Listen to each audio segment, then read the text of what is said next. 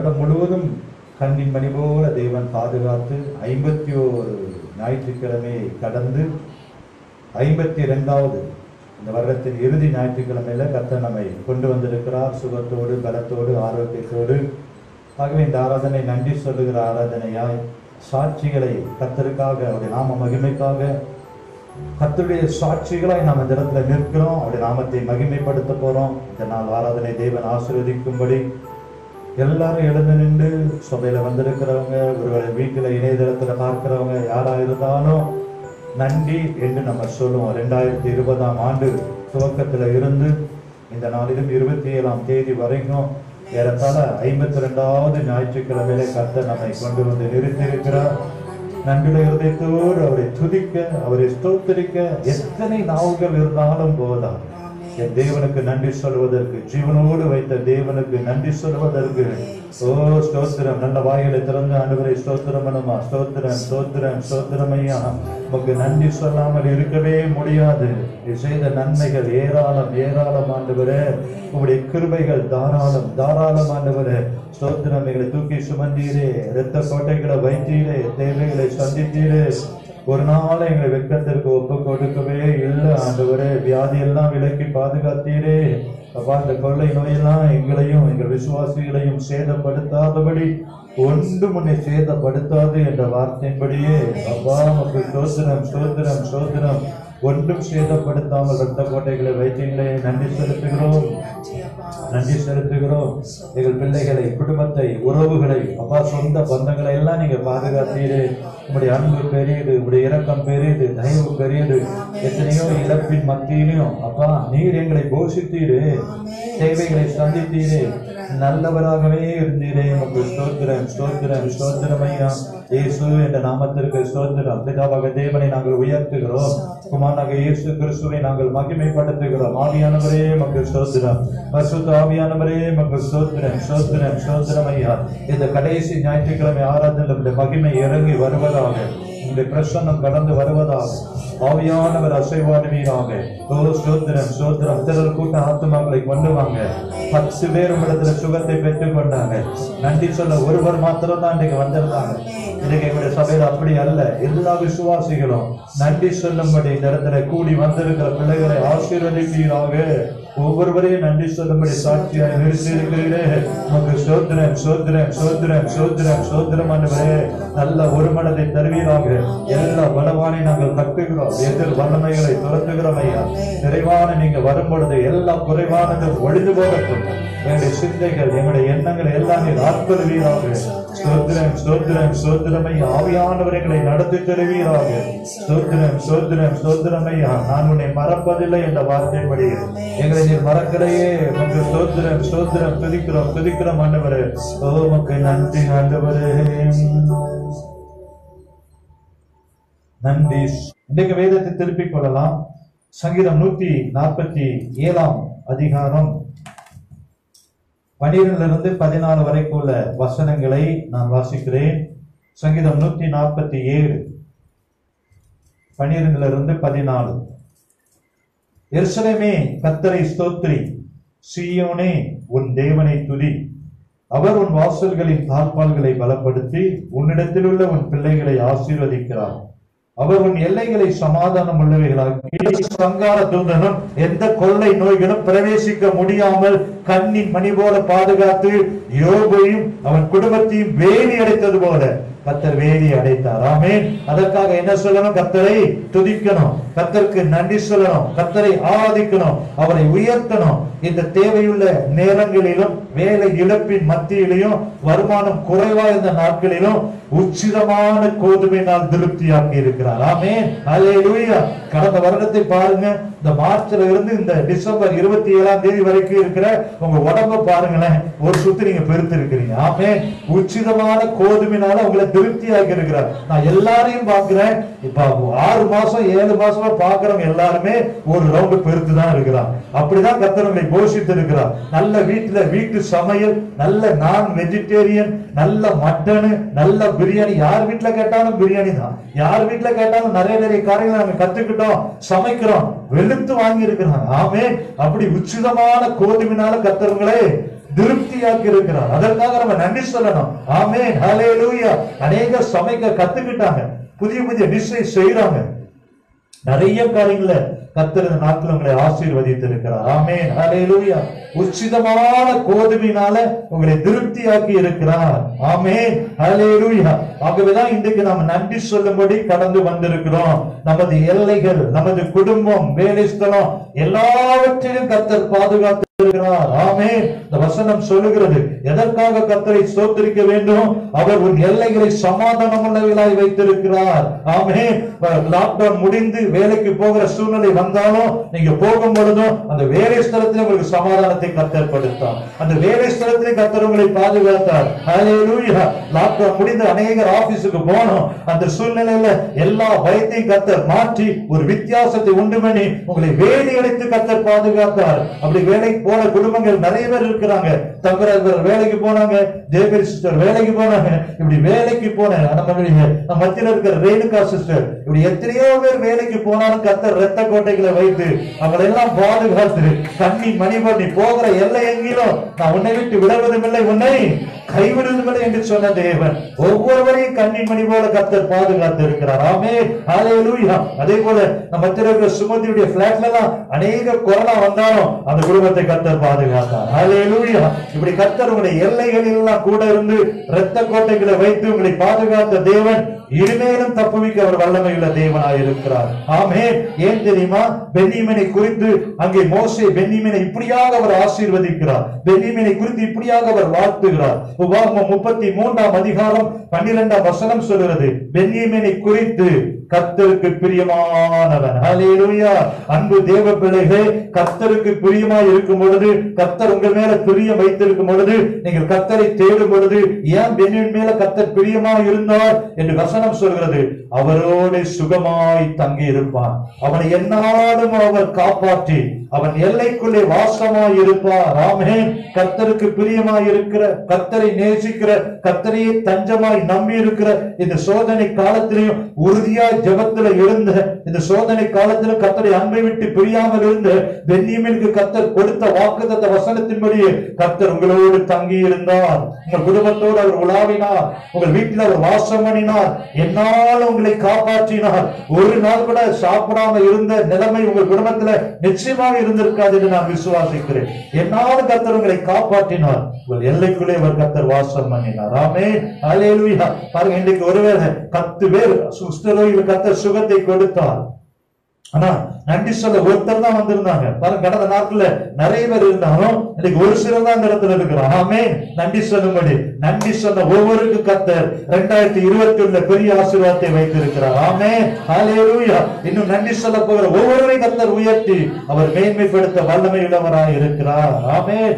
யாபேஸ் இப்படியாக ஜெபிக்கிறார். எப்படி ஜெபித்தார்? தேவரீர் என்னை ஆசீர்வதித்து, யாபேஸ் அவன் துக்கத்தோடு பெற்றேன் என்று அவனுடைய தாய் துக்கத்தின் மகன் என்று பெயர் வைத்தானோ, ஒருவேளை இந்த 2020 வாக்குத்தத்தம் நமக்கு ஆசீர்வாதமா இருந்தாலும், நடந்த சம்பவங்கள் எல்லாம் எதிர்மாறா இருந்தாலும், ஒரு தாய் யாபேஸை பார்த்து துக்கத்தின் மகன் என்று யாபேஸ் என்று பெயரிட்டானோ, யாபேஸ் ஜெபிக்கிறார், தேவரீர் என்னை ஆசீர்வதித்து என் எல்லைகளை விரிவாக்கி உமது கரம் என்னோடு கூட இருக்கிறோம், தீங்கனை துக்கப்படுத்த கூடாது. அதே தேவன் யாபேஸின் ஜெபத்தை கேட்டு துக்கத்தின் மகன், வேதனின் மகனாக அவன் பிறந்தாலும் என்னை மாற்றுகிற தேவன் ஒருவர் உண்டு. இந்த போராட்ட சூழ்நிலையிலும் என் எல்லைகளை விரிவாக்குறவர் தேவன் உண்டு என்று யாபேஸ் ஜெபித்த பொழுது அவனுடைய ஜெபத்தை கர்த்தர் உடனே கேட்டார். ஹல்லேலூயா. அதே போலதான் இந்த மகனாயின் சபையிலும் கர்த்தர் ஜெபத்தை கேட்டு எத்தனை தடைகள் வந்தாலும், எத்தனை லாக்டவுன் வந்தாலும், இன்றைக்கு சபையை கட்டப்பட்டு அதை திறக்கிற ஒரு சூழ்நிலை கர்த்தர் கொண்டு வந்து நிறுத்தி இருக்கிறார். ஆமென். யாபேஸின் ஜெபத்தை கேட்ட தேவன் அதே போல இந்த நாட்களிலும் தேவைகள் நிறைந்த இந்த காலங்களிலும் உடைய ஜெபத்தை எல்லாம் கர்த்தர் கேட்டு நிச்சயமாகவே உடைய எல்லைகளிலே கர்த்தர் வாசம் பண்ணி இருக்கிறார். ஆமென், ஹல்லேலூயா.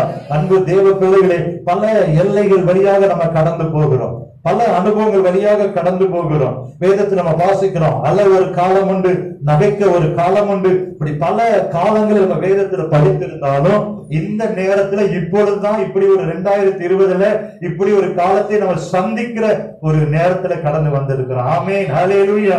இன்னும் 2வது அலை வருது இங்கிலாந்திலிருந்து பலவிதமான காரியங்கள் வருதுன்னு கேள்விப்பட்டாலும் கர்த்தர் எல்லா சூழ்நிலையிலும் மாற்றி ஜெயித்து தர வல்லமையுள்ள தேவனா இருக்கிறார். ஹல்லேலூயா. நிச்சயமாகவே என்னோட வாழ்க்கையில கர்த்தர் பெரிய காரியங்களை செய்ய அவர் உண்மையுள்ள தேவனாய் இருக்கிறார். ஆமென். இன்றைக்கும் ஒவ்வொரு காலத்திலும் கர்த்தர் நம்மை எப்படி நடத்துகிறார், எப்படி நம்மை காப்பாற்றுகிறார், என்னென்ன ஆசீர்வாதங்களை தருகிறார் என்று நாம் நன்றி சொல்லும்படி மோசேயை கர்த்தர் எப்படி நடத்தினார் அதை நம்ம தியானிக்க போகிறோம். மோசே ஒரு 5 விதமான எல்லைகள், 5 விதமான அனுபவங்கள், 5 விதமான காரியத்தின் வழியாக மோசேயை கர்த்தர் நடத்தினார். அதே தேவன் தான் இந்த வருடமும் உங்களையும் உங்கள் குடும்பத்தையும் சபையும் கர்த்தர் நடத்தி கொண்டிருக்கிறார். ஆமென். ஹல்லேலூயா. தானியேல் 2:21 சொல்கிறது, அவர் காலங்களையும் சமயங்களையும் மாற்றுகிறவர். ஆமென். யோவான் 16:20 சொல்கிறது, உங்கள் துக்கம் சந்தோஷமாய் மாறும். எல்லா சூழ்நிலையிலும் கர்த்தர் மாற்றுகிறவர். காலங்கள் இப்படியே போயிடாது, அது மாறும். ஒருவேளை இந்த காலம் கடினமா இருந்தாலும் அதையெல்லாம் கர்த்தர் நன்மையாய் மாற்றி தருவார். அதன் பிறகு ஒரு பெரிய ஆசீர்வாதத்தை கர்த்தர் வைத்திருக்கிறார். போராட்டங்கள் மத்தியில, இழப்பின் மத்தியில அதை எல்லாவற்றையும் கர்த்தர் நன்மையாய் மாற்றுகிற தேவனாய் இருக்கிறார். ஆமென். விசுவாசிக்கிறீங்களா? அப்ப முதலாவதாக மோசே ஒரு 5 காலம், 5 சூழ்நிலை வழியாக மோசேயை கர்த்தர் நடத்தினார். அதை இன்னைக்கு நம்ம தியானிக்க போகிறோம். முதலாவதாக யாத்திராகமம் 2ஆம் அதிகாரம் 2ஆம் வசனத்தை நாம் திருப்பிக் கொள்ளலாம். யாத்திராகமம் 2ஆம் அதிகாரம் 2ஆம் வசனத்துல வாசிக்க கேட்போம்.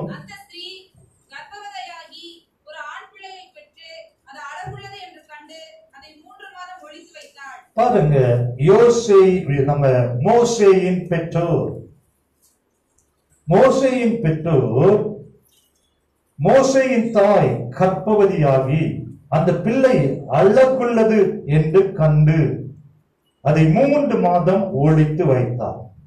மோசே பிறந்த அந்த எகிப்தில, மோசே பிறந்த அந்த சூழ்நிலையில எகிப்தில் இருந்த சட்டம் என்ன?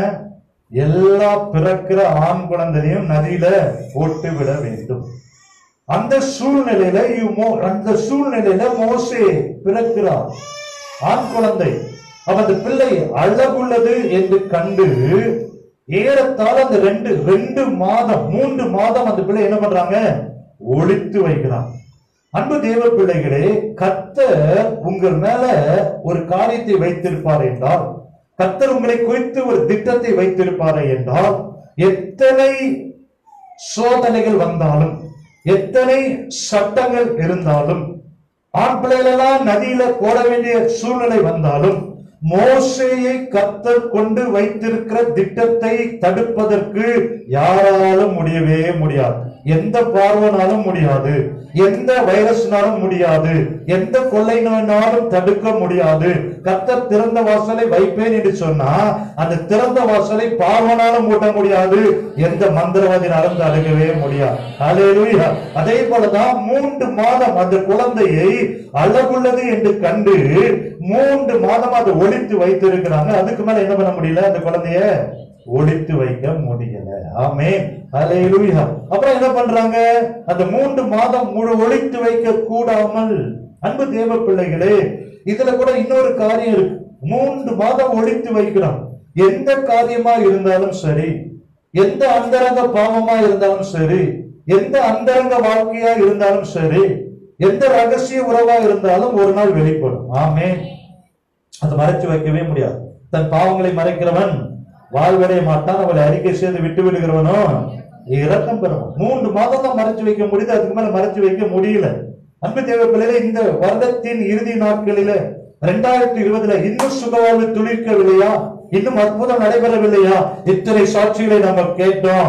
இந்த சாட்சிகள் மத்தியில் எனக்கு ஒரு அற்புதம் நடைபெறவில்லையே, ஏன் என்ற கேள்விக்குறியோடு அமர்ந்திருப்பது என்றால், உன்னுடைய அந்தரங்க வாழ்க்கையில கர்த்தரோடு உங்களுக்கு இருக்கிற உறவுல இன்னும் ஒளித்து வைத்திருப்பார் என்றால், இயேசுவின் நாமத்திலே அறிக்கை செய்யும் பொழுது, இனி வருகிற இந்த 3 நாட்கள் 4 நாட்கள் கர்த்தரோடு ஒப்பரமாகும் பொழுது 2021 ஆசீர்வாதமாய் மாறும். ஹல்லேலூயா, ஹல்லேலூயா, ஹல்லேலூயா. அன்றைக்கு தாவீது அப்படிதான் பச்சைமேலோடு பாவம் செய்த பொழுது அந்த பாவத்தை மறைப்பதற்கு பல திட்டங்களை பண்ணினார். பத்சேபாளுடைய கணவனை வரவழைத்து அவளுக்கு மதுவை குடித்து வீட்டுக்கு அனுப்பினார், நடக்கல. மாத்திரமல்ல, அந்த ஊரியாவை கொலை செய்ய திட்டம் பண்ணினார். எத்தனையோ காரில் அதை மறைத்தெல்லாம் நினைச்சாரு, ஆனாலும் மறைக்க முடியல. நாத்தானை கர்த்தர் அனுப்பினார். அதே போல நாத்தான் வந்து அந்த காரியத்தை வெளிப்படுத்தினது மாத்திரமல்ல, நீ ஒளிப்பிடத்தில் செய்த காரியங்களை எல்லாரும் காணும்படி நான் வெளிப்படுத்துவேன் என்று கர்த்தர் வெளிப்படுத்தினார். அந்த விதமான சூழ்நிலைகளை கடந்து சென்று விடாதபடி, அப்பா இந்த 3 நாட்களும் இன்னும் நான் செக்ரைட் பண்ணுகிறேன், உம்மோடு நான் அறிக்கை பண்ணுகிறேன், என் காரியங்கள் வெளிப்பட்டு என் மானம் போய் விடாதபடி உம்முடைய பாதத்தில் அமர்ந்திருந்து இந்த 3 நாட்களும் விட்டு விடும் பொழுது கர்த்தர் உன்னை கொண்டு வைத்திருந்த திட்டத்தை யாரும் தடுக்க முடியாது. அல்லேலூயா. 3 மாதங்கள் ஒளித்து வைத்திருந்தாங்க. அந்த 3 மாதத்திற்கு மேல ஒளித்து வைக்க முடியாத சூழ்நிலையில் அங்க என்ன நடக்குது?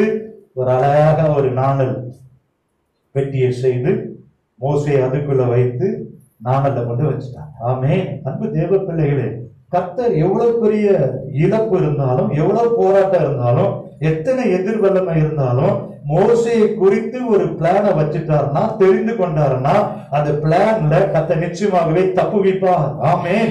அப்பதான் அப்போஸ்தலனாகிய பவுல் சொல்லுகிறார், என்னை தப்புவித்தார், தப்புவிக்கிறார், இனிமேலும் தப்புவிப்பார். ஆமென். அந்த அழகான நாணலுக்குள்ள வைத்து அழகாக நதியில, பெரிய நதியில கொண்டு போட்டான். அங்க என்ன நடக்குது என்று பார்க்கும்படி மோசேயுடைய சகோதரி பார்த்துட்டே இருக்கிறான். மோசேயால என்ன செய்ய முடியும்? அந்த நாணல்களை இருந்து அந்த பெட்டியை திறக்கும் போது அங்க வாசிக்கிறோம் தொடர்ந்து, பிள்ளை அழுதது என்று எழுதப்பட்டிருக்கிறது. அன்பு தேவ பிள்ளைகளே, அப்ப அங்க மோசே அழுதது எதை குறிக்கிறதுனா, கண்ணீரின் ஜெபம். ஹல்லேலூயா. கண்ணீரோடு ஜெபிக்கிற தேவனுடைய பிள்ளைகளை கர்த்தர் ஒருபோதும் மறப்பதில்லை. அன்னாளின் கண்ணீரை கண்ட தேவன், எசேக்கியாவின் கண்ணீரை கண்ட தேவன், தாவீதின் கண்ணீரை கண்ட தேவன். சிறு பிள்ளையாக இந்த மோசே நாணல் பெட்டிக்குள் இருந்து கண்ணீர் விட்டு அழுத பொழுது, தன்னை படைத்த தேவனை நோக்கி அழுத பொழுது, அந்த குழந்தையின் சத்தத்தை யார் கேட்கும்படி கர்த்தர் கிருபை செய்தார்? பார்வோனுடைய குமாரத்தை கேட்கும்படி கர்த்தர் கிருபை செய்தார். ஹல்லேலூயா.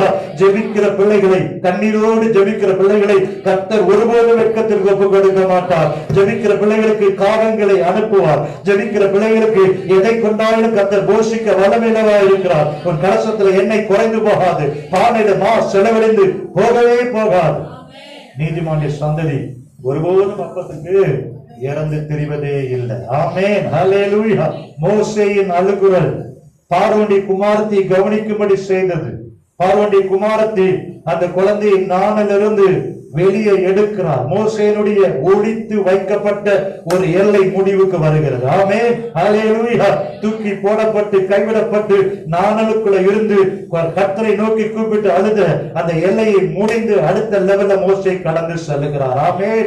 இன்றைக்கும் கர்த்தர் எந்த இடத்துல நீங்க மறைக்கப்பட்டு இருக்கிறீங்களோ, எந்த இடத்துல நீங்க மறைந்து இருக்கிறீங்களோ, எந்த இடத்துல கர்த்தருடைய பாதத்துல அமர்ந்து இருக்கிறீங்களோ, கர்த்தர் நிச்சயமாகவே உங்களை 2021 அடுத்த ஸ்டேஜ்ல கொண்டு போக அவர் உண்மையுள்ள தேவனாய் இருக்கிறார். ஆமென். ஹல்லேலூயா.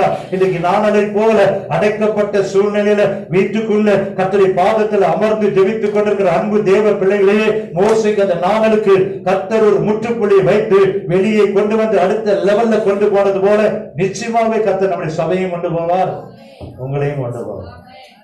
ஹல்லேலூயா. அன்னைக்கு அந்த நாணலுக்குள்ள மோசேக்கு மாத்திரம்தான் இடம் இருந்துச்சு. நோவாவுடைய பேழைக்குள்ள, நோவாவுடைய குடும்பத்துல 8 பேருக்கு இடம் இருந்துச்சு. அன்றைக்கு கிறிஸ்துவாகிய பேழைக்குள்ள யாரெல்லாம் வராங்களோ அத்தனை பேருக்கு அத்தனை இடம் வச்சிருக்கிறார். ஆமென். அத்தனை பேரையும் உன்னதமான மறைவில, செட்டைகளின் மறைவில வைத்து கர்த்தர் பாதுகாத்தார். ஆமென்.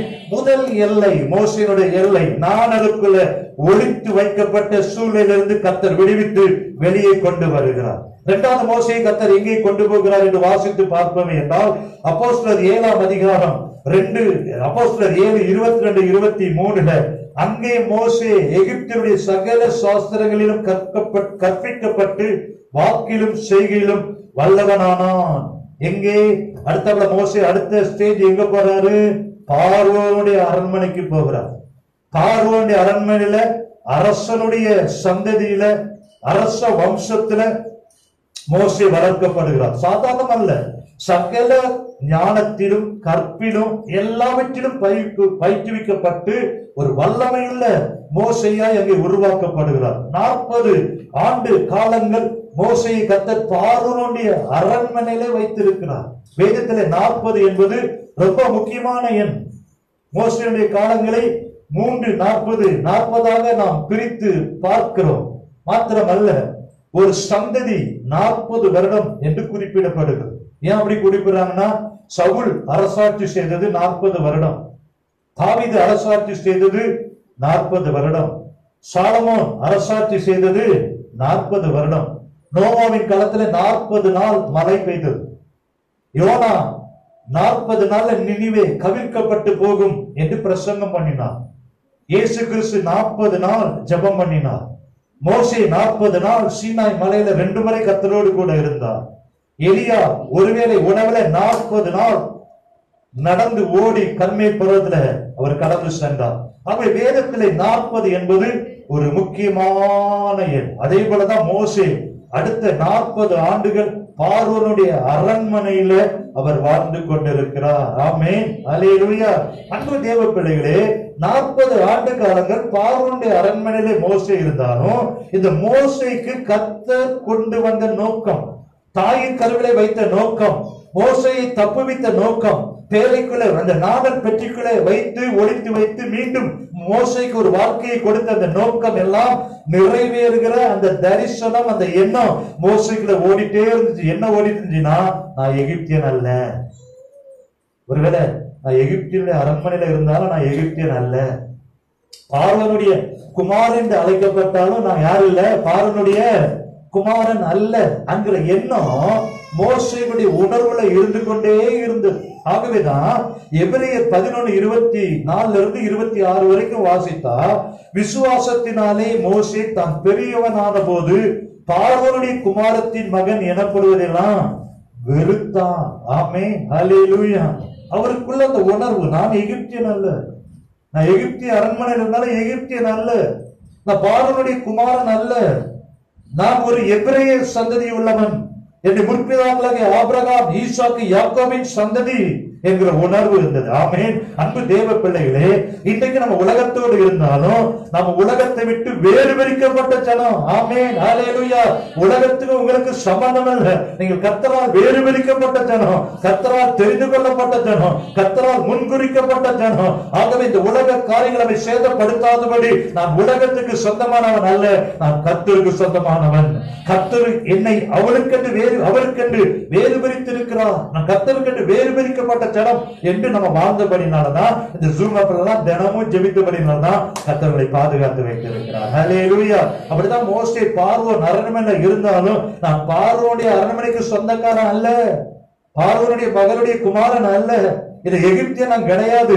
எனக்குள்ள ஒரு உணர்வு இருக்கு, எனக்குள்ள ஒரு எண்ணம் இருக்கு, எனக்குள்ள ஒரு தரிசனம் இருக்கு, கர்த்தரை தப்புவித்ததற்கு ஒரு நோக்கம் இருக்கு. அதே போல அந்த மகனாய் சபையில கர்த்தர்களை வைத்திருப்பதற்கு ஒரு நோக்கம் உண்டு. அல்லேலூயா. கர்த்தரை வேறு பிரித்து இடத்துல வைத்திருப்பதற்கு ஒரு நோக்கம் உண்டு. ஏசாயா 41:13 சொல்லுகிறது, நான் உன் வலது கையை பிடித்து பயப்படாதே, நான் உனக்கு துணை நிற்கிறேன். ஆமென். அப்ப இரண்டாவது மோசேயுடைய எல்லை என்ன? முதலாவது ஒளித்து வைக்கப்பட்ட இடத்திலிருந்து ஒரு விடுதலை கர்த்தர் கொடுத்தார். இரண்டாவது பார்வோனுடைய அரண்மனையில ஒரு மோசே வந்து சேர்கிறார். பார்வோனுடைய அரண்மனையில இருந்தாலும் நான் பார்வோனுடைய சந்ததி கிடையாது, எகிப்தியன் கிடையாது, நான் ஆபிரகாம், ஈசாக்கு, யாக்கோபுடைய சந்ததி என்கிற உணர்வு வந்தபடினால ஒரு நாள் பார்க்கிறார், ஒரு எகிப்தியன் தன்னுடைய சகோதரனாக எபிரேயனை அவன் அடிக்கும் பொழுது அந்த எகிப்தியனை கொலை செய்து மண்ணில போட்டு புதைக்கிறார். இந்த காரியம் வெளிப்பட்ட உடனே, அது பார்வோனுக்கு தெரிய வந்த உடனே மோசே என்ன பண்றாரு? பயப்படுகிறார். அடுத்த லெவல் என்ன? பயத்தின் சூழ்நிலையில வாழுகிறார். எப்ப பார்வோன் தன்னை கொலை செய்து விடுவானோ, பார்வோன் தனக்கு எதிராக வந்து விடுவானோ என்கிற அந்த பயத்தின் எல்லைக்குள்ளேயே அவர் வாழ்ந்து கொண்டிருக்கிற ஒரு சூழ்நிலையில அவர் காணப்பட்டார். ஆமென். அன்பு தேவ பிள்ளைகளே, நீங்கள் கர்த்தருடையவர்கள், கர்த்தருடைய நாமம் தரிக்கப்பட்டவர்கள், இயேசுவின் இரத்த கோட்டைகளை இருக்கிறவங்க, அவருடைய நாமம் நெற்றியில் தரிக்கப்படுகிற என்று விசுவாசத்தோடு நீங்கள் ஓடிவில்லை என்றால், எத்தனை பார்வோன்கள் உங்களை கொலை செய்ய திட்டம் போட்டாலும், எத்தனை வைரஸ் உங்களுக்கு விரோதமாக எதிர்த்து நின்றாலும், கர்த்தர் பார்வோன் அரண்மனையிலிருந்து அடுத்த எல்லைகளை கர்த்தர்களை கொண்டு போவார். ஹல்லேலூயா, ஹல்லேலூயா. எத்தனை பார்வோன்கள் திட்டம் பண்ணினாலும், எத்தனை எகிப்தியர்கள் மோசேக்கு விரோதமாக எழுந்து நின்றாலும், கர்த்தர் அடுத்த லெவல்ல கொண்டு போய் உங்களை உருவாக்க, தப்புவிக்க வல்லமையுள்ள தேவனாய் இருக்கிறார். ஒன்றும் உங்களை சேதப்படுத்த முடியாது. சிங்கத்தின் மேலும் விரியன் பாம்பின் மேல் நடந்து பாலசிங்கத்தையும் வலு சர்ப்பத்தையும் மிதித்து போடுகிற அதிகாரத்தை கொடுத்திருக்கிறார். தர்ப்பங்களையும் தேள்களையும் மிதிக்கவும் சத்துருடைய சகல வலிமையும் மேற்கொள்ற அதிகாரத்தை கர்த்தர் கொடுத்திருக்கிறார். பார்வோனுடைய அரண்மனையில மோசே அன்றைக்கு தன்னுடைய உயிருக்கு பயந்து அடுத்த லெவல்ல ஓடுறாரு. மூன்றாவது எல்லை எங்கன்னா யாத்ராமம் 2ஆம் அதிகாரம் 15ஆம் வசனத்துல மோசே பார்வோனிடத்திலிருந்து தப்பி ஓடி மீதியான் தேசத்தில் போய் ஒரு துறவண்டையிலே உட்கார்ந்து இருந்தான். ஆமென். முதலாவது நாணலுக்குள்ள ஒளித்து வைக்கப்பட்ட சூழ்நிலையிலிருந்து கர்த்தர் வெளியே கொண்டு வருகிறார். இரண்டாவது, பார்வோனுடைய அரண்மனையில அரச குடும்பத்துல இருந்தாலும் ஒரு பயத்தோடு வாழ்ந்து கொண்டிருந்த மோசேயை அந்த இடத்துல தப்புவித்து இப்பொழுது எங்க கொண்டு இருக்கிறாரு? மீதியான் தேசத்துல ஒரு துறவண்டையில உட்கார்ந்து இருக்கிறார். அடுத்த லெவல் என்ன? மீதியான் தேசம். இந்த மீதியான் யாரு? ஆபிரகாம் கேத்துராலுக்கு பிறந்த மீதியான். அதுதான் மீதியான் தேசம். இந்த மீதியான் சந்ததி ஆண்டு கொண்டிருக்கிற மீதியான் தேசத்துல அடைக்கலம் தேடி ஓடி வந்து நிற்கிற மோசே. இந்த மோசேனுடைய தாற்பயம் என்ன? சகல ஞானத்திலும் எல்லாவற்றிலும் கற்பிக்கப்பட்டு அரச குடும்பத்தில் இருந்த மோசே மூன்றாவது ஒரு லெவல்ல வருகிறாரு. எல்லாவற்றையும் இழந்து போன நிலைமையில மீதியான் தேசத்துல வந்து உட்கார்ந்து இருக்கிறார். ஒரு லேவியனாய் பிறந்த மோசே. இரண்டாவது லெவல் எகிப்தியனாய் பார்வோனுடைய அரண்மனையில. மூன்றாவது மீதியான் தேசத்திலே கடந்து வந்து அங்கே மீதியான் தேசத்து எத்ரோவின் ஆடுகளை மேய்க்கிற ஒரு மேய்ப்பன். மீதியான் தேசத்து மனைவி. மீதியான் தேசத்துல ஆடுகளை ஓட்டி கொண்டு 40 ஆண்டு காலங்கள் எல்லாவற்றையும் இழந்து ஒரு அனாதையை போல அந்நிய தேசத்துல மோசே வாழ்ந்து கொண்டிருக்கிறார். எல்லாவற்றையும் இழந்துட்டார். ஒண்ணுமே இல்லை.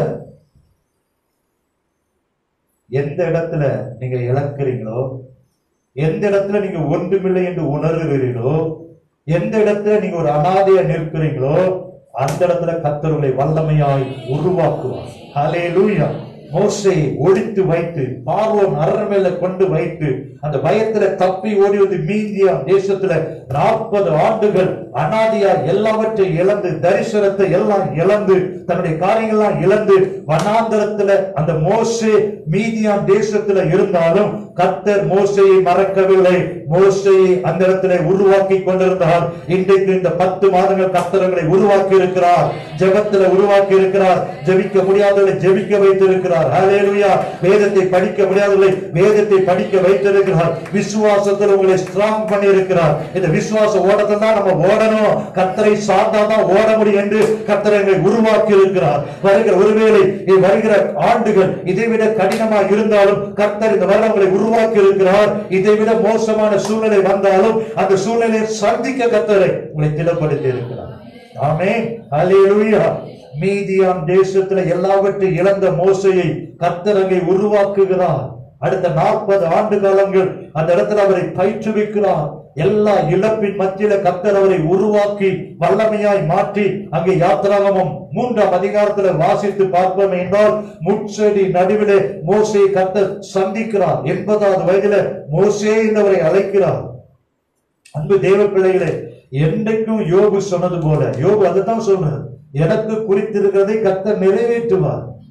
என் வாழ்க்கையில் செய்ய நினைத்தது தடைபடாது. ஆமென்.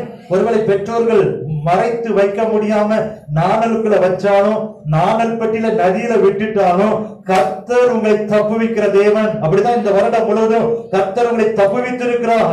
ஹல்லேலூயா. உறவுகள் கைவிட்டு விடலாம், வேலை பார்த்த ஸ்தலத்துல வேலை இல்லை என்று சொல்லிவிடலாம், ஆனா கர்த்தர் உங்களை கைவிடலையே. உங்களுடைய கண்ணீரின் ஜெபத்திற்கு பதிலை கர்த்தர் கொடுத்திருக்கிறார். ஹல்லேலூயா. ஒரு பார்வோனுடைய மகளை கர்த்தர் எழுப்புவார். மீதியான் தேசத்துல வந்தால் அங்க ஒரு எத்ரோவை கர்த்தர் வைத்திருப்பார். ஆமென். அங்கே கர்த்தர் உங்களை நடத்துவார். எவ்வளவு இழப்பு வந்தாலும், எவ்வளவு போராட்டம் வந்தாலும் முச்சலில மோசே கர்த்தர் அழைத்து, வாப்பா, உன்னை கூட நான் பெரிய திட்டம் வச்சிருக்கிறேன்.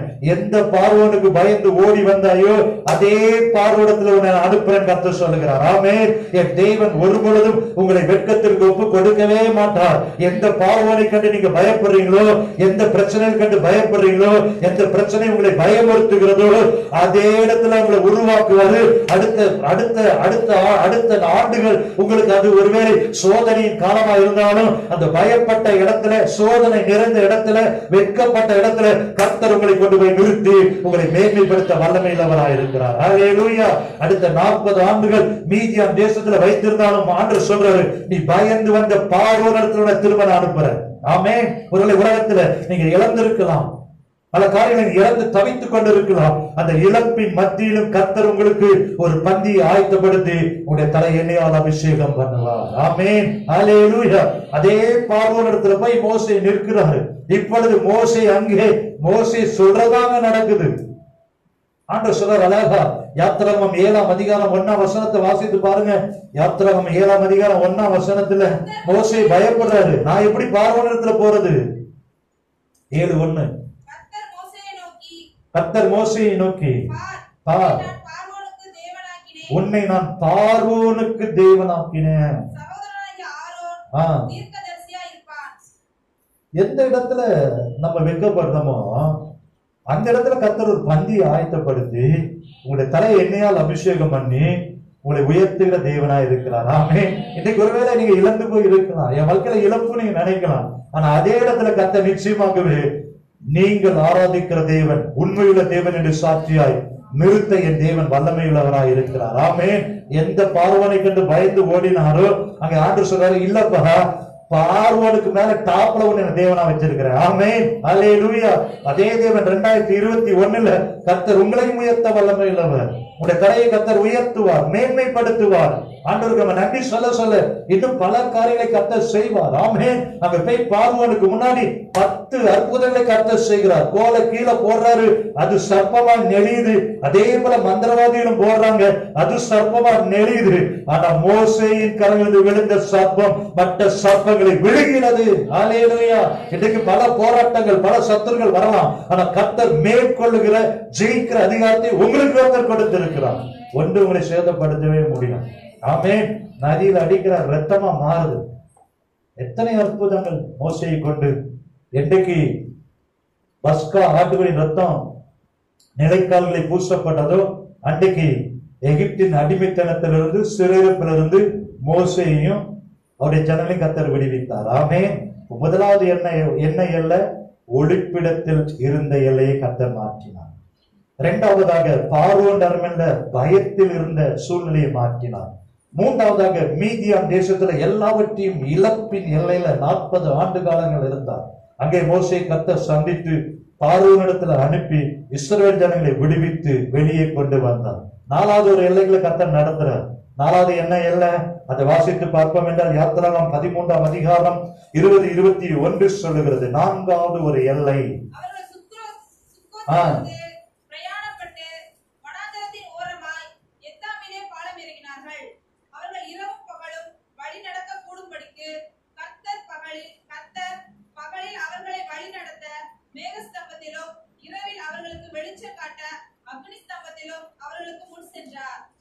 நான்காவது அடுத்த எல்லைக்கு போறாங்க.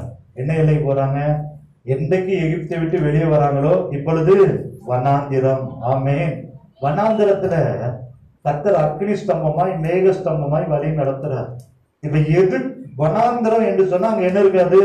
மரம் இருக்காது, செடி இருக்காது, கொடி இருக்காது, தண்ணி இருக்காது, பறவைகள் இருக்காது, ஒண்ணுமே இருக்காது. வனாந்திரம். அந்த வனாந்திரத்துல இப்ப அவங்க செய்யற காரியம்லாம் என்னன்னா, எதுக்கு எடுத்தாலும் மேலதான் நோக்கி பார்க்கணும், கர்த்தரையே பார்க்கணும். ஆமென். ஹல்லேலூயா. அப்படித்தான் அந்த வனாந்திரத்துல கடந்து வரும் பொழுது அக்னி ஸ்தம்பமாய் மேக ஸ்தம்பமாய் கர்த்தரே மோசேயும் இஸ்ரவேல் ஜனங்களையும் அவர் வழி நடத்துகிறார். ஆமென். எதுக்கு எடுத்தாலும் கர்த்தரை தான் சார்ந்து கொள்ளணும். ஏன் இந்த கொள்ளை நோய் வந்துச்சு? டாக்டர் கைவிட்டப்பட்ட சூழ்நிலை, தடுப்பு மருந்து இல்ல, கர்த்தரை தான் பாதுகாக்கணும், கர்த்தரை தான் சார்ந்து கொள்ளணும், வேற வழியே இல்லை. இன்னைக்கு ஜீவனோடு இருப்பது எதினால? நாம் கர்த்தரையே சார்ந்து கொண்டதுனால லாக்டவுனுக்கு முந்தின சர்வீஸ், கடைசி சர்வீஸ்ல கர்த்தனை அடைக்கப்பட்ட தோட்டமும் மறைவு கட்டப்பட்ட நீருட்டும் முத்திரிக்கப்பட்ட கிணறுமா இருப்பாங்களா வாக்குத்தத்தம் கொடுத்தார். சங்கீதம் 91 நம்ம அறிக்கை பண்ணிட்டு கடந்து சென்றோம். கர்த்தர் அந்த அறிக்கை நிமித்தமாக உன்னதமான ஒரு மறைவில சர்வவர நிலையில வைத்து பாதுகாத்தார். மாத்திரம் அல்ல, ஒவ்வொரு நாளும் நம்ம ஜெபித்தோம். கர்த்தர் நம்முடைய குடும்பத்தை வேலை அடைத்தார். எல்லா வேலை இழப்பின் மத்தியில ஸ்கூல் நடக்கல, வேலை தொழிலுக்கு போக முடியல, வேலை இழப்பு, இந்த சூழ்நிலை எல்லாம் கர்த்தரே தான் நோக்கி பார்த்தோம். கர்த்தர் தான் போஷித்தார். சாட்சியை கேட்டோம். நாளைக்கு உணவு இல்ல, கர்த்தர் போஷிக்கிறார். ஜெபிக்கும் பொழுது கர்த்தர் நடத்தினார். அதே போலதான் வனாந்திரத்துல இப்ப எதுவுமே இல்ல, யார பார்க்கணும்? தண்ணி வேணும்னா கர்த்தர் தான் பார்க்கணும், சாப்பாடு வேணும்னா கர்த்தர் தான் பார்க்கணும், நான் வெஜிடேரியன் வேணா கர்த்தர் தான் பார்க்கணும். ஆமென். முன்னாடி நம்ம கடையில போய் வாங்கணும், இப்ப அப்படி இல்ல. லாக்டவுன்ல 4 மணி அவன் எப்ப ஒண்ணு தரானோ அப்பதான் நம்ம சாப்பிடணும். அப்படிதான் நம்ம சில காரியங்களை நம்ம சார்ந்து இருந்தோம். அதே போல இந்த நாளில வனாந்திரத்துல நடக்க அந்த வனாந்திரத்துல அவருடைய நம்பிக்கை 40 ஆண்டு காலங்கள் கர்த்தரையே சார்ந்து கொண்டார்கள். கர்த்தர் அழகா நடத்தினாரு. அதே போலதான் இந்த மாதத்துல, இந்த வருடத்துல, இந்த 2020ல எத்தனை காரியம் இருந்தாலும் உங்களையும் உங்கள் குடும்பத்தையும் கர்த்தர் நடத்தினாரே. சிவந்த சமுத்திரம் வழிவிட்டது, பின்தொடர்ந்த பார்வோனின் சேனை கர்த்தர் மூழ்கடித்தார். மாறாவின் கசப்பை மதுரமாய் மாற்றினார். ஏலிமை கொண்டு வந்தார், நீருற்றுகளையும் பேரிச்சமலையும் கொடுத்தாரு. யோர்தான் வழிவிட்டது. இப்படி கர்த்தரே இஸ்ரவேல் ஜனங்களை வழி நடத்தினார். அந்த அக்னி ஸ்தம்பத்துல, மேக ஸ்தம்பத்துல பலவீனப்பட்டவன் ஒருவன் இருக்கிற. அந்த வஸ்திரங்கள் பலதாய் போகல, பாதரட்சைகள் தேயில, கால்கள் வீகவே இல்லை. ஆமென். நான் சாட்சியா சொல்வேன், கர்த்தர் என்னையும் என் குடும்பத்தையும் கிருபையாய் பாதுகாத்து தப்பு வைத்தார். ஆமென். அல்லேலூயா. சர்ச்சை ஆரம்பிக்கும் போது முத நாள் சர்ச்சை ஆரம்பிக்கணும், 2வது ஞாயிற்றுக்கிழமை நினைக்கிறேன்.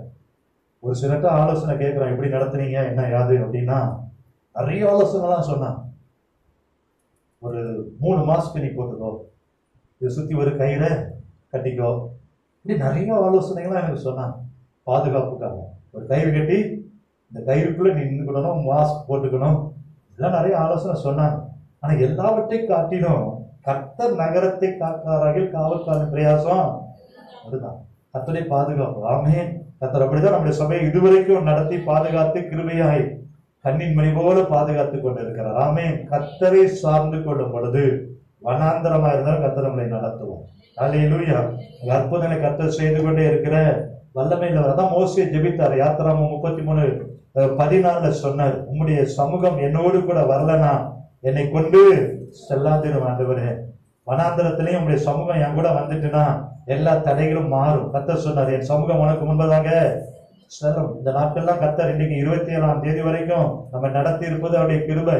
அவருடைய சமூகம் நம்மோடு கூட இருந்தபடினாலதான் நம்ம ஜீவனோடு இருக்கிறோம். கர்த்தர் நம்மோடு கூட இருந்தா ஏசாயா 35:1-7 சொல்கிறது, வனாந்திரமும் வறண்ட நிலமும் மகிழ்ந்து கண்டுகளி கழித்து புஷ்பத்தை போல செழிக்கும். வெட்டாந்தரையும் தண்ணீர் தடாகமா மாறும், வறண்ட நிலமும் நீருற்றுகளாய் மாறும். வராந்திரத்துல கூட கர்த்தர் உங்களோடு கூட இருந்தா நிச்சயமாகவே கர்த்தர் நிறைய சாட்சிகளை கேட்டோம். பாருங்க, ஊர்ல போனவங்க இன்னும் வரல, நல்லா என்ஜாய் பண்றாங்க. ஆமென். ஊர்ல போய் நல்லா செட்டில் ஆகி நல்ல ஃபேமிலியோட யார் கேட்டு சொன்னா, எஸ்தர் சொன்னாங்களோ, யார் சொன்னா, ஊர்ல போய் குடும்பத்தோடலாம் நாங்க இருந்தோம். இன்னும் குடும்பத்தோட இருக்கிறோம். இன்னும் சென்னை சிட்டியில நம்ம மேடவாக்கத்துல பாதி வீடு மூடி இருக்கு. எல்லாம் ஊர்ல போய் நல்ல அந்த லாக்டவுன்ல குடும்பத்தோட நல்ல செழிப்பா சந்தோஷமா இருக்கிற குடும்பங்கள்லாம். அதே போலதான் வனாந்திரமா இருந்தாலும் கர்த்தர் அவங்களை ஆசீர்வதித்தார், கூட இருந்தாரு. அந்த வனாந்திரத்திலையும் கர்த்தர் நடத்தினாரு. உங்களை என்னை கர்த்தர் நடத்தி இருக்கிறார். ஆமென். கடைசியாக மோசேயுடைய எல்லை, முதலாவது ஒளிப்பிடத்திலிருந்து கர்த்தர் வெளியே கொண்டு வந்தார். 2வது பயத்திலிருந்து வெளியே கொண்டு வந்தார். 3வது எல்லாவற்றையும் இழப்பின் மத்தியிலும் கர்த்தர் நடத்தினார். 4வது வனாந்திரத்திலையும் மோசே கர்த்தர் என்ன பண்ணாரு, அழகா நடத்தினார். 5வது ஒரு எல்லை, உபாகமம் 34ஆம் அதிகாரம் 1-3 வரைக்கும். கடைசியாக உபாகமம் 34ஆம் அதிகாரம் 1-3 வரைக்கும்.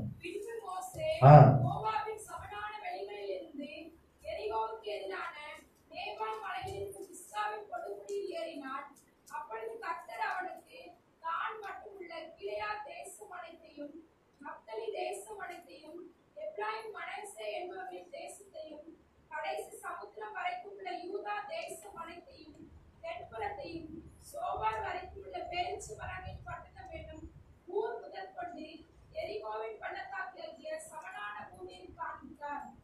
ஐந்தாவது ஒரு எல்லை. மோசேக்கு வயது 120 வயதாகும்.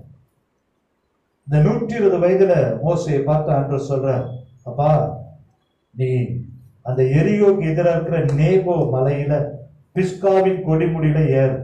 அங்க இருந்து நான் உனக்கு கூட்டிக் கொண்டு வந்த இஸ்ரவேல் ஜனங்களுக்கு கொடுக்க போகிற தேசத்தை இடமனு பார். மோசே அந்த நேபோ மலையில ஏறி கர்த்தர் கொடுக்க போகிற அந்த கானான் தேசத்தை பார்க்கிறார். பாலும் தேனும் ஓடுகிற தேசத்தை பார்க்கிறார். நாங்க இஸ்ரேல் போகும்போது அதே மலையில மேல நின்று பார்த்தா எனக்கு ஒண்ணுமே தெரியல, சரியாவே தெரியும். ஆனா என்னை விட மோசே என்னுடைய கண்களை அங்க என்னெல்லாம் பார்த்தாலும் எழுதியிருக்கு. அந்த மலையில இருந்து இஸ்ரவேல் தேசத்தை அதான் வசனம் சொல்றது, 120 வயதிலும் 7ஆம் வசனத்துல 120 வயதிலும் அவருடைய கண் இருளடையில, அவருடைய பலம் குறையல. அப்போ ஒரு தேசத்தை மலை மேல நின்று பார்க்கிற அளவுக்கு அவருடைய கண் அவ்வளவு பிரகாசமா, அவ்வளவு பிரைட்டா அந்த தேசத்தை பார்த்து எவ்வளவு சந்தோஷப்பட்டிருப்பார் இல்லையா? ஆபிரகாம், ஈசாக்கு, யாக்கோவுக்கு வாக்கு பண்ணின தேசம் 430 ஆண்டுகள் எகிப்தில் அடிமைத்தனத்திலிருந்து விடுவிக்கப்பட்டு 40 ஆண்டு காலங்கள் வனாந்தரத்தில் வழி நடந்து இப்பொழுது அந்த தேசத்தை பார்க்கிறார், தரிசனத்தோடு பார்க்கிறார். ஒருவேளை மோசையால் அந்த தேசத்துல போக முடியாவிட்டாலும் தன்னுடைய தரிசன கண்களோடு அந்த தேசத்தை பார்க்க கர்த்தர் கிருபை செய்தார். அன்பு தேவ பிள்ளைகளே, இன்றைக்கு ஒருவேளை பல எல்லைகள் வழியாக கடந்து நீங்க ஓடிக்கொண்டிருக்கலாம், பல பாடுகள் உங்களை சந்திக்கலாம். நம்முடைய பார்வை, நம்முடைய தரிசனம் எல்லாம் பரம கானான். ஹல்லேலூயா. இக்காலத்து பாடுகள் இனிவர் மகிமைக்கு ஒப்பிடத்தக்கவைகள் அல்லவே. நமக்கு ஒரு தரிசனம் இருக்கணும். ஆண்டவர் வரப்போகிறார், இயேசு வரப்போகிறார். நம்முடைய வாழ்க்கை பரலோகத்துல ராஜாதி ராஜாவோடு நித்தியமா இந்த பரம கானானை எதிர்பார்த்து அந்த தரிசனத்தோடு நம்ம ஓடிக்கொண்டிருக்கணும். ஆமென். எத்தனையோ காரியங்கள் வரலாம், எத்தனையோ பிரச்சனைகள் வரலாம், எத்தனையோ போராட்டங்கள் வரலாம். எது வந்தாலும் நம்முடைய பார்வை, நம்முடைய தரிசனம், நம்முடைய இலக்கு ஆண்டவர் வரும் பொழுது ஆமென் கர்த்தராகிய இயேசுவே வாரும் என்று அவரை தரிசிப்பேன் என்கிற நிச்சயத்தோடு தரிசனத்தோடு ஓடும் பொழுது கர்த்தர் எல்லா சூழ்நிலையிலும் உங்களுக்கு ஜெயத்தை தருவார். ஆமென். ஹல்லேலூயா. நம்ம எல்லாரும் எழுந்து நிற்போமா? மோசே அன்றைக்கு நேபோ மலையில இஸ்ரவேல் தேசத்தை தன்னுடைய கண்களால் பார்த்தார். கர்த்தர் அவருடைய கண்கள் 120 வயதிலும் அவருடைய கண்கள் மங்கல, இருள் அடையவே இல்லை. அன்பு தேவ பிள்ளைகளே, நமக்கு ஒரு தரிசனம் உண்டு, நமக்கு ஒரு பரம கானான் உண்டு. அந்த பரம கானானை நோக்கி நாம் ஓடிக்கொண்டிருக்கிறோம். அன்றைக்கு இஸ்ரவேல் தேசத்துல பாலும் தேனும் ஓடுகிற அந்த தேசத்துல மோசே வழி நடத்தி வந்தார். ஒருவேளை இந்த தேசத்துல பிரவேசிக்க முடியாத சூழ்நிலையிலும் அந்த தேசத்தை பார்த்து அவர் மகிழ்ந்து களி கூர்ந்தார். அன்பு தேவ பிள்ளைகளே, இன்றைக்கு நீங்க உங்களுடைய வாழ்க்கையில மறைக்கப்பட்டு ஒளிந்திருந்த குழந்தை பருவத்துல மோசேயை கர்த்தர் நாணல் பெட்டிக்குள்ள வைத்து பாதுகாத்து வழி நடத்தி வந்தது போல கர்த்தர் உங்களுடைய செட்டைகளின் மறைவில ஒளித்து வைத்து பாதுகாத்து வழி நடத்தி வந்தாரே. நன்றி சொல்லுங்க. அப்பா, என்னையும் குடும்பத்தையும் மோசே எப்படி நாணல் பெட்டிக்குள்ள வைத்து பாதுகாத்தீரோ அதே போல எங்களை பாதுகாத்து வந்தீரே. உமக்கு ஸ்தோத்திரம் ஆண்டவரே. இரண்டாவது, பார்வோனுக்கு பயந்து வாழ்ந்திருந்த மோசேயை பார்வோனுடைய கரத்துல ஒப்பு கொடுக்காமல் தப்புவிக்க பண்ணினீரே. அதே போல இந்த உலகத்துல எத்தனை வியாதிகள் வந்தாலும் கொள்ளை தப்புவித்து எங்களை பாதுகாத்தீரே. உமக்கு ஸ்தோத்திரம். ஸ்தோத்திரம் ஐயா. மீதியான் தேசத்துல மோசே எல்லாவற்றையும் இழந்திருந்தாலும் அந்த இழப்பின் மத்தியிலே மோசே நீங்க உருவாக்கினீங்களே. அடுத்த வனாந்திரத்துல வழி நடத்துவதற்கு அந்த மீதியான் தேசத்துல மோசே நீங்கள் பயிற்றுவித்தீங்களே. அந்த இடத்துல அப்பா மோசே நீங்க பல காரியங்களை கற்றுக் கொடுத்தீரே. முச்சலில எழுந்ததை மோசையோடு நீங்க பேசினீங்களே. அதே போல அப்ப இந்த நாட்களில் அதிக நேரம் உங்களுடைய பாதத்துல காத்திருக்க, ஜெபிக்க, ஜெபத்துல உமோடு உறவாட கர்த்தர் கிருபை தந்தீரே. உமக்கு ஸ்தோத்திரம், ஸ்தோத்திரம், ஸ்தோத்திரம் ஆண்டவரே. நன்றியோடு கூட நாங்கள் துதிக்கிறோம் ஐயா.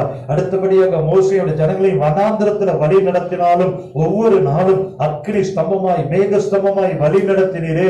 வானத்து மன்னாவை கொடுத்தீரே, காடைகளை கொடுத்தீரே. அப்பா ஸ்தோத்திரம், ஸ்தோத்திரம். அங்கே பலவீனப்பட்டவன் ஒருவன் இருக்கலையே. அதே போல இந்த வருடம் முழுவதும் எங்களை ஒழித்து வைத்தது மாத்திரம் அல்ல, பயங்கள் எல்லாம் நீக்கி போட்டீரே. உமக்கு ஸ்தோத்திரம் ஐயா. அநேக அநேக காரியங்களை இழந்திருந்தாலும் அதுல எங்களை உருவாக்கினரே ஒவ்வொருவரையும் ஸ்தோத்திரிக்கிறோம் ஸ்தோத்திரிக்கிறோம் ஸ்தோத்திரிக்கிறோம் ஆண்டவரே. ஒருவேளை வனாந்திரம் போல இருந்தாலும் ஒவ்வொரு நாளும் போஷித்தீரே, உணவு தந்தீரே, உடை தந்தீரே, சுகபலன் ஆரோக்கியம் தந்தீரே. பலவீனம் வந்தாலும் கிருபை எங்களை தாங்கினதே. உமக்கு ஸ்தோத்திரம் ஸ்தோத்திரம் ஐயா. இப்பொழுது ஆண்டவரே இந்த ஓட்டத்தை நாங்கள் வெற்றியோடு தொடர்ந்து ஓடுவோம். எத்தனை சோதனைகள் வந்தாலும் எத்தனை காரியங்கள் வந்தாலும் ஆண்டவர் இயேசு வரப்போறீங்க.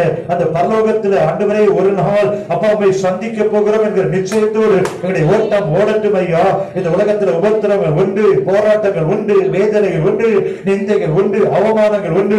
எது இருந்தாலும் அது ஒன்றும் எங்களை சேதப்படுத்தாதபடி எங்களுடைய தரிசனம் எல்லாம் பரலோகம். இயேசு கிறிஸ்து இயேசு கிறிஸ்து இந்த இயேசு ராஜாவை நாங்கள் பார்த்தால் போதும் என்று அந்த ஓட்டத்தில் வெற்றியோடு நாங்கள் ஓட கிருபை தருவீராக. ஸ்தோத்திரம் ஸ்தோத்திரம் ஸ்தோத்திரம். அன்றைக்கு மோசே அப்பா அன்றைக்கு நேபோ மலையில இருந்து அந்த தேசத்தை பார்த்தது போல இப்பொழுது கூட கர்த்தாவே சொப்பனங்கள் தரிசனங்கள் மூலமாக அந்த பரலோக காட்சிகளை காண்கிற அனுபவத்தை எங்களுக்கு தருவீராக. பரலோக அன்பை இன்னும் ஊற்றுவீராக. இயேசுவின் நாமத்தில் நாங்கள் ஜெபிக்கிறோம் ஐயா. ஓமுக்கு ஸ்தோத்திரம் ஸ்தோத்திரம் ஐயா. துதிக்கிறோம் துதிக்கிறோம் துதிக்கிறோம். 2021 இன்னும் ஆசீர்வாதமா இருக்கட்டும். எல்லா தடைகள் மாறட்டும், ஒரு விடுதலை வரட்டும் ஆண்டவரே. அன்றைக்கு இஸ்ரவேல் ஜனங்கள் வனாந்தரத்தில் இருந்து வெளியே கொண்டு வந்து எரிகோ கோட்டையெல்லாம் உடைத்து அப்பா பாலும் தேடி ஓடுகிற தேசத்திற்கு அழைத்து சென்றது போக எல்லா சிறைகளை கர்த்தர் மாற்றி விடுவீராக. சகலத்தையும் புதிதாக்குவீராக. சகலத்தையும் புதிதாக்குங்க. படைகள் எல்லாம் ஒடிந்து போகட்டும். வருகிற ஆண்டு ஒரு ஆசீர்வாதமான ஆண்டா இருக்கட்டும் ஐயா.